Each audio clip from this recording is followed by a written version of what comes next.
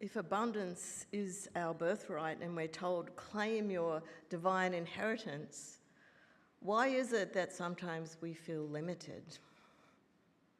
And we talk about being empowered. Oh, you're a powerful creator. We hear those words, and yet sometimes it's hard for us to feel limitless. I've been reading a book that was just published by a colleague of mine, Rev Anne, and he talks about these ideas. It's all about manifestation, and he discusses this idea of being limitless, and he writes, "This is not a process of wishful thinking, but one of purposeful manifestation." And I thought, well, what is that? What is purposeful manifestation? And so what I came up with was that I think it means that we're aligned, that our thoughts are aligned, our feelings are aligned, that we're not just hoping for something to happen, but there has to be some sort of inner participation. Somehow we have to be able to intentionally embody something even before we see it. And in spiritual terms, manifestation always begins within. We need to hold a clear idea in our mind. We need to energize it with the heart. And when we do that, the universe is quite amazing. It has a way of reorganizing around that to make it happen.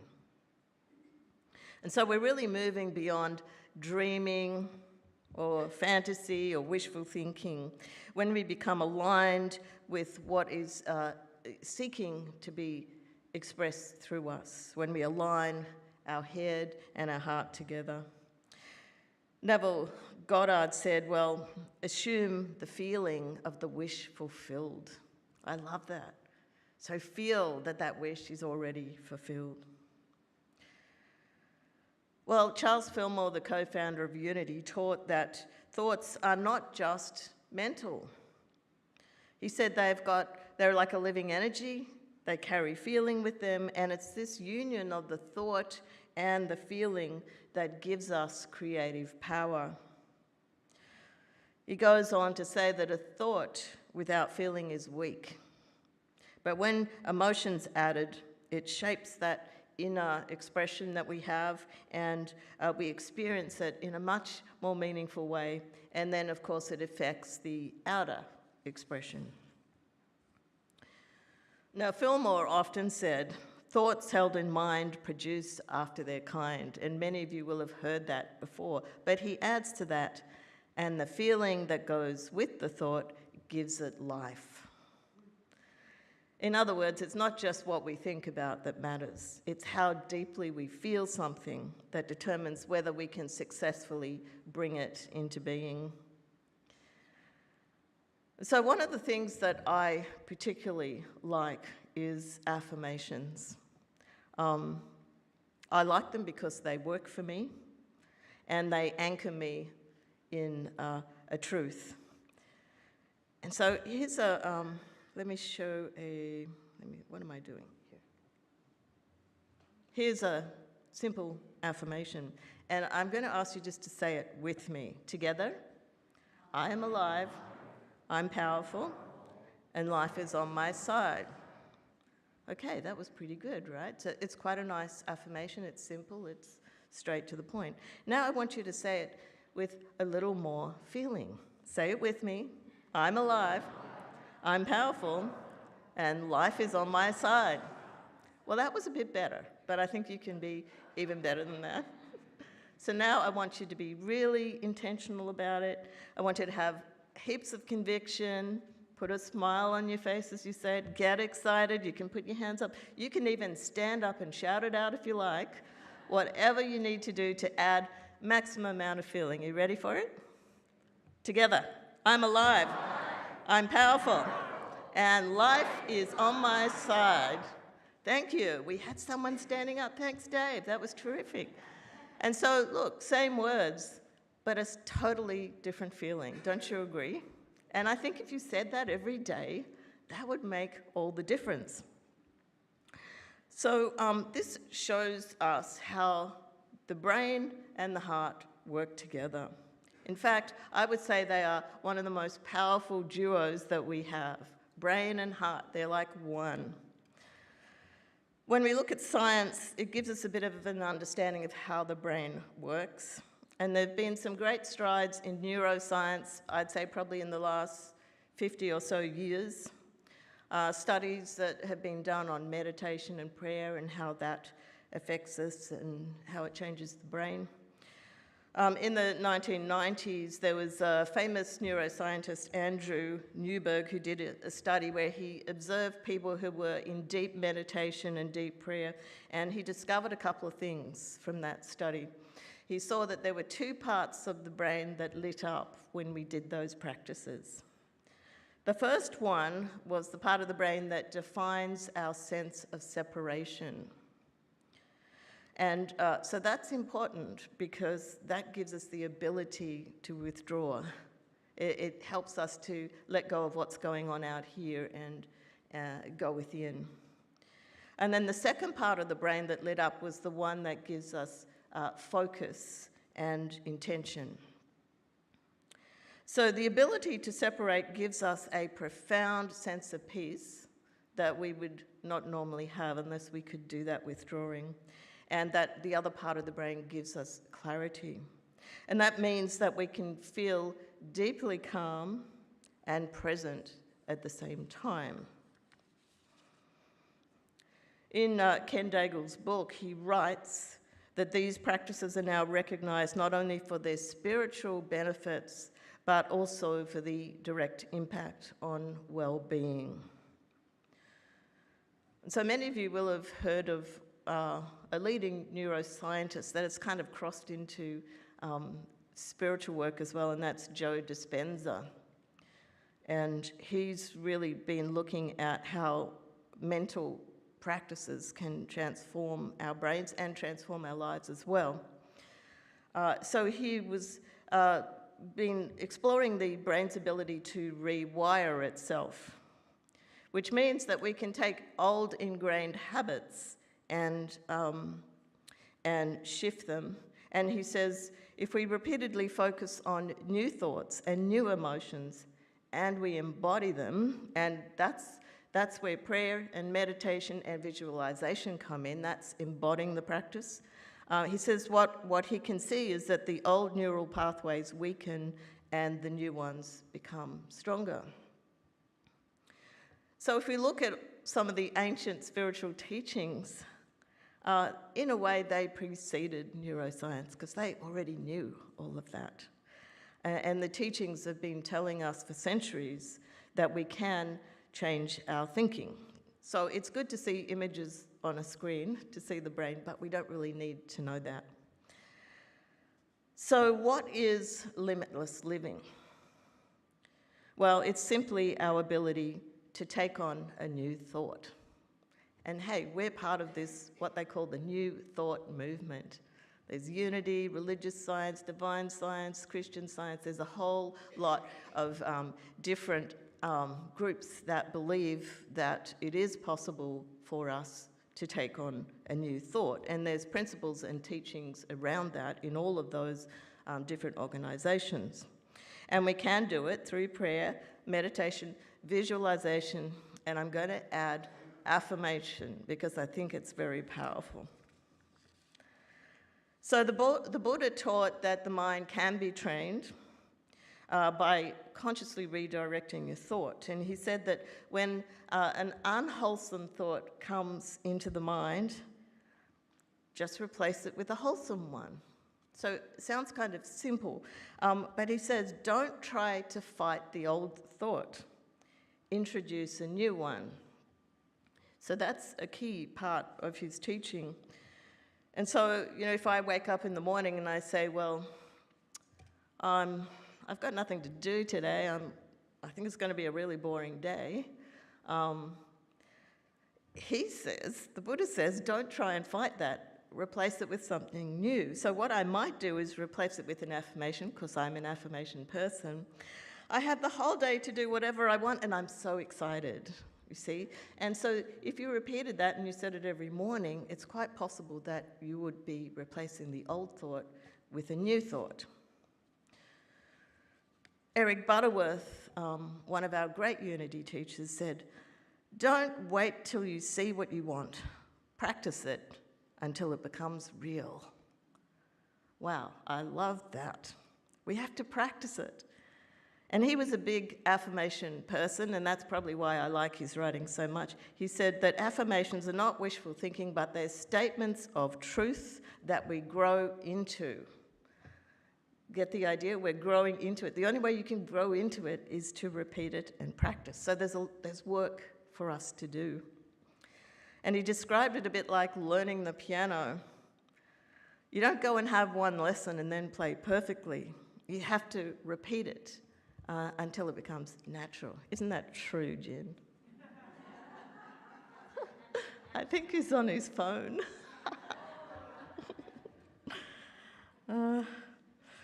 So in the Hebrew scriptures, in Proverbs, it says, "As he thinketh in his heart, so is he." I find that a really interesting comment. And we don't usually think, well, we don't usually think that the heart thinks. We think that that's a feeling thing. But it does point us directly to the idea that thought and feeling are not separate, they're one. They work together. So with our thinking, well, this is how my thinking works. There's lots and lots of thoughts coming and going all the time. But the ones that we hold on to are really the ones that we feel as well. We have a desire or a passion for something. So if there's no feeling there, they just kind of come and go pretty easily. And so in the parable of the mustard seed, Jesus describes how something seemingly really small can become very big. And so this tiny seed, the mustard seed, we know grows into a big, huge tree. So, the lesson is in the parable. And when we think of our thoughts, we only need one very tiny thought. If we add a desire to it, a passion, a longing, a heartfelt whatever for it, it has the power to grow really beyond what our expectations might even be.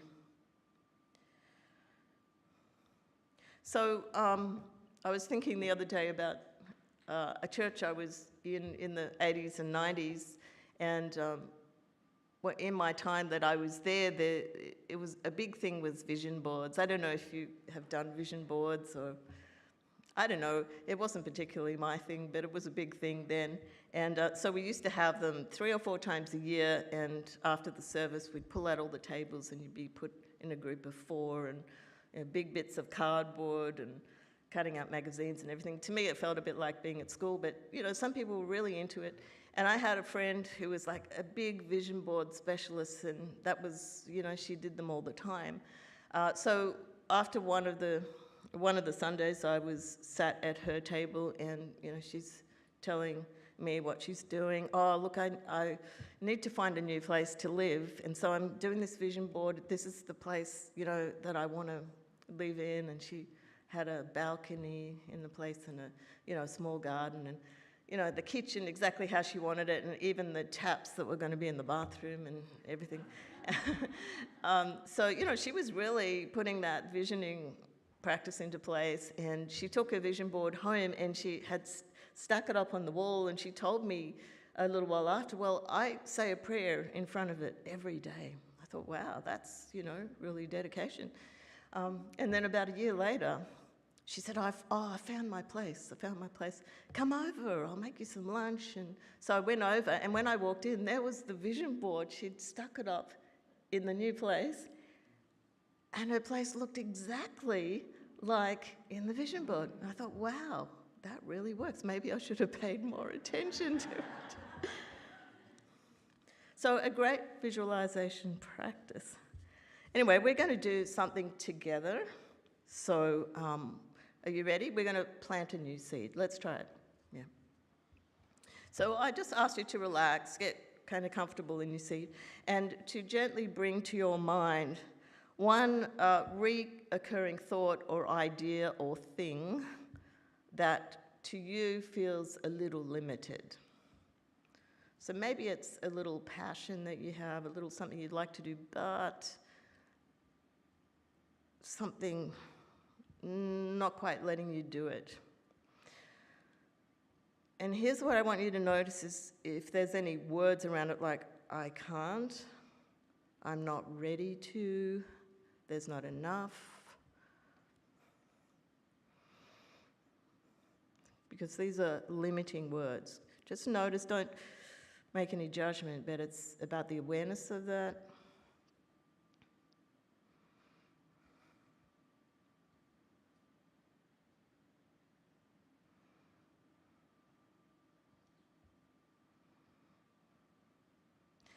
And now, I want you to offer yourself a truth statement about that thing. And it's going to be positive. It's going to be something like, I am supported in, I'm ready to, or there's more than enough for this thing. So we're choosing unlimited words. Choose anything that resonates for you.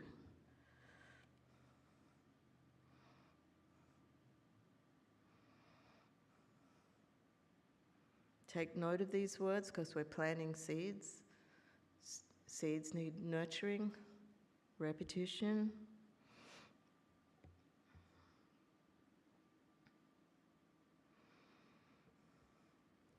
And now as we go a little deeper, feel that new thing, that idea, that thought, as if it's already true. It's already here.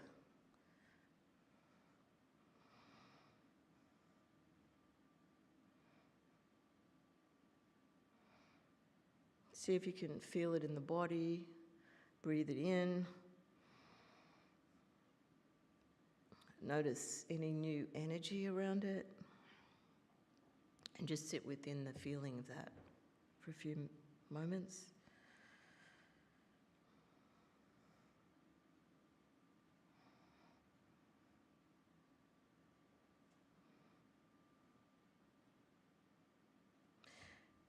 And now I'm going to invite you to, if you have your eyes closed, just to open them, just to bring yourself back to the room.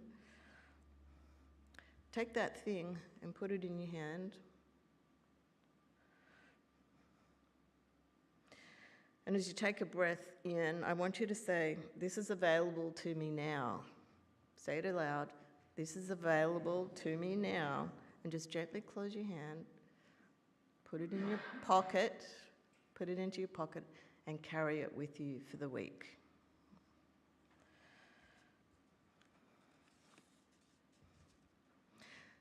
So this is what limitless living feels like. It's expansive, it's empowering, it's positive, there's a freedom to it. And nothing outside has really changed, just it's internal. You've changed internally. And this is the power that we carry.